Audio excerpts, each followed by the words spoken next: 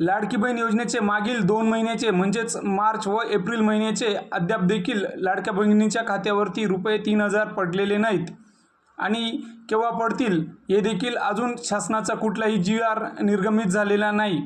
प्रत्येक वेळीस हप्ते पडण्याच्या अगोदर शासनाचा एक निधी वितरितचा GR हा निर्गमित होत असतो आणि त्यानंतर 2 ते 3 दिवसांमध्ये साधारणतः सदर निधी ही लाडक्या भगिनींच्या खात्यावरती वितरित होत असते। मात्र मागील 2 महिन्यापासून निधी अभाव म्हणावं किंवा काय कारणास्तव पण अद्याप GR देखील निर्गमित झालेला नाही आणि एकत्रित ₹3000 येतील का अशी आता लाडक्या भगिनींना साशंकता आहे।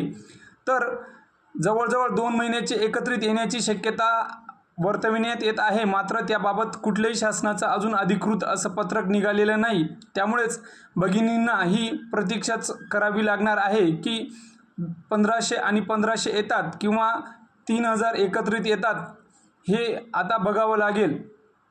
तसेच अद्याप देखील बऱ्याच भगिनींची KYC यादी ही जाहीर झालेली नाही, त्यामुळे देखील विलंब लागू शकतो। धन्यवाद।